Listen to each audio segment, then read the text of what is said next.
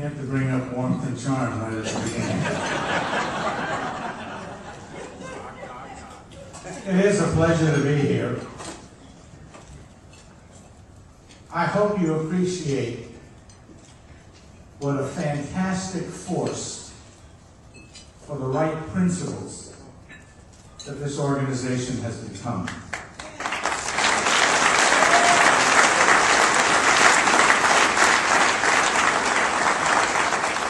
And I want to express my personal appreciation to Shannon and to Kevin, because in this past 20 months, they have spent the time, provided the focus, and the leadership and the hard work that I promise you will make a huge difference in just a little bit more than 2 weeks when we go to the polls on November 2nd.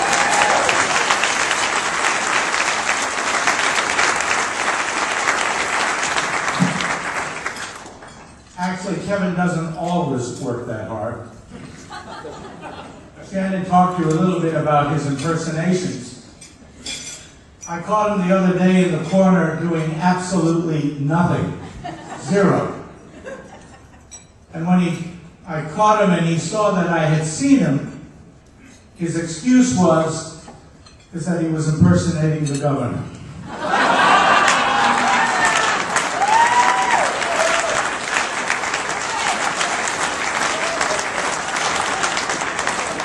And he did an excellent job, because he not only was doing nothing, he didn't know what he was doing.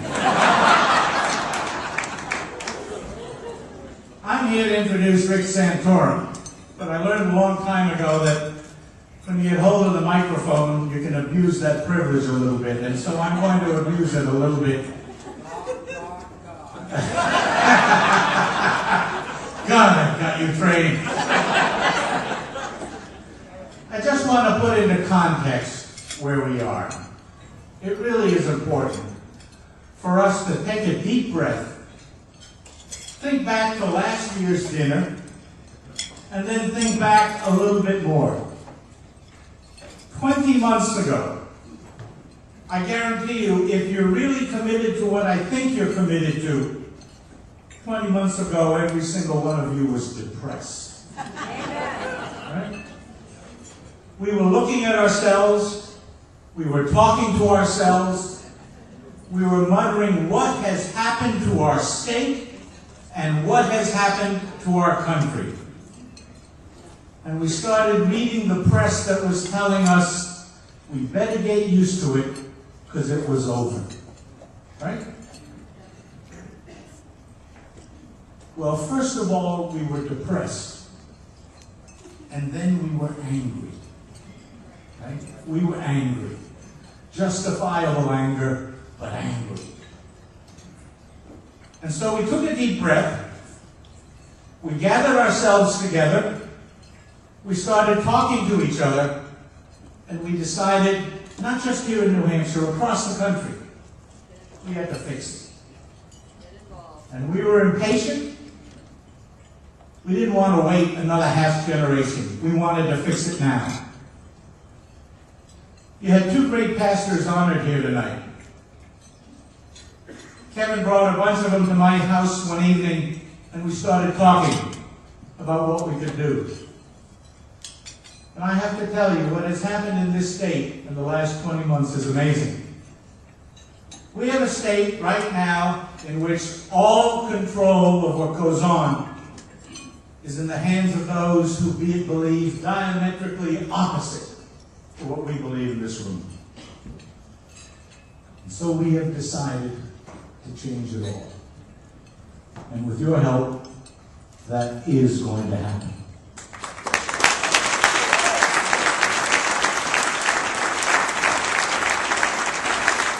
But now we have a responsibility to make sure it happens. And that's why I'm abusing this privilege here, because we have about 20 days.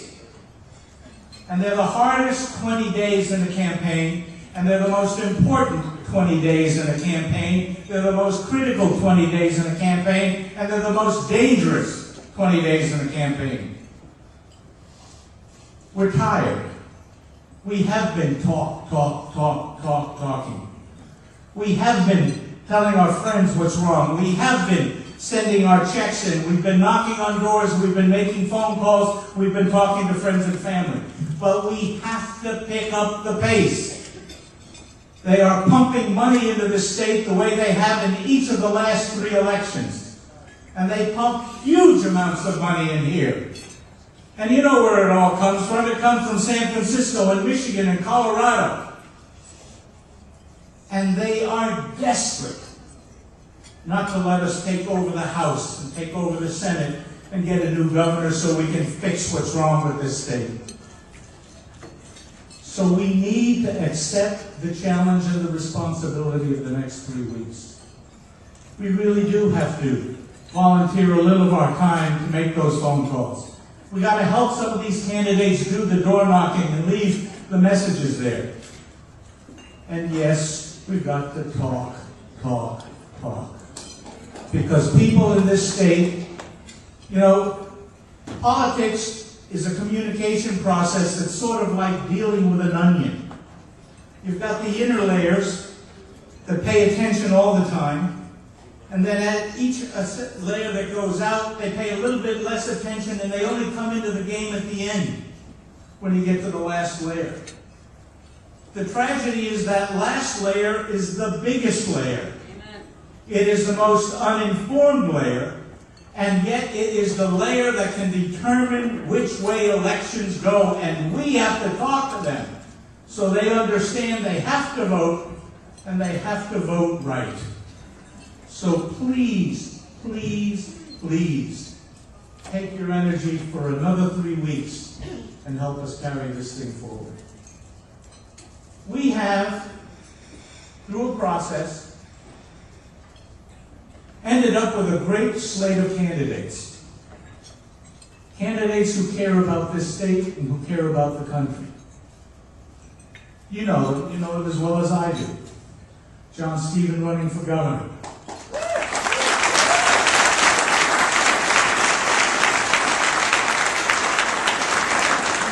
It will do us no good at all if we win the New Hampshire House and the New Hampshire Senate and have a governor who will veto all good legislation.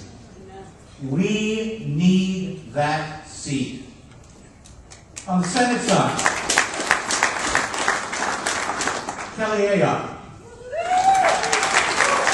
conservative, solid on all issues. Her first vote will be for a majority leader that will allow Republican and conservative agendas to have a chance to be heard and voted on in the United States Senate.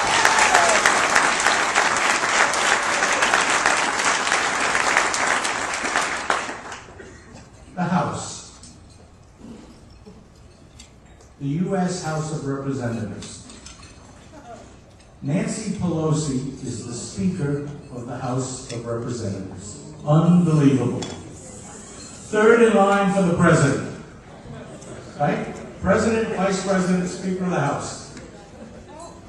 Just think about it. How's that for curdling your milk? We need a new Speaker. One vote, 2 weeks ago, one vote kept this country from getting a vote that would move tax policy to create jobs. And they held that vote, and they wouldn't let a vote take place. Every single vote in the House will count. And we need every single Republican that we can get into the House elected.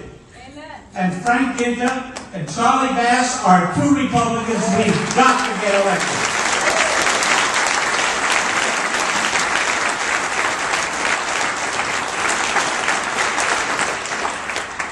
Look, we're all family here. I can talk directly to you. Sometimes we as conservatives apply filters to cut off our nose and 2 of our ears to spite our face. We demand perfection when very good is possible to have and to move things forward. And I really ask you to make sure you talk to all your friends and all your families in the 1st District, and especially in the 2nd District.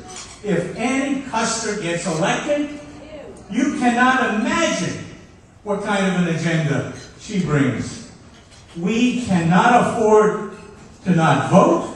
We cannot afford to have people vote wrong by mistake. We cannot afford to have people vote wrong by spite. We must win both those seats, and we need your help to tell everybody you know that cares about what we care about how important that is.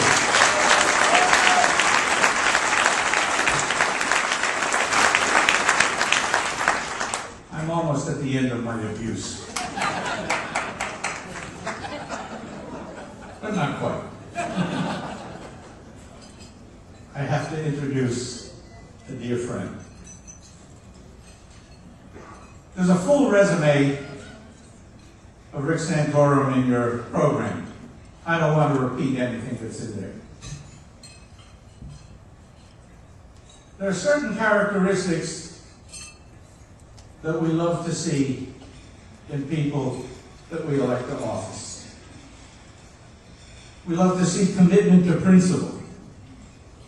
Rick Santorum has commitment to principle. We love to see someone who cares about family deeply. Rick Santorum cares about family deeply. We love to see someone who understands how important it is to recognize how special this country is and not have to go around apologizing for it. Rick Santorum understands how special this country is.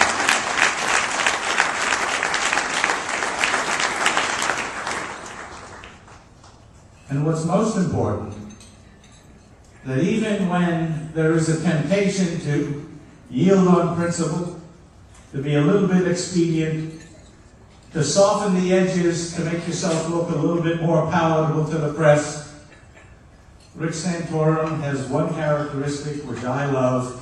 He uses warmth and charm. And the New Hampshire sense of the word warmth and charm. Now, is Rick Santorum perfect? No. He's a lawyer.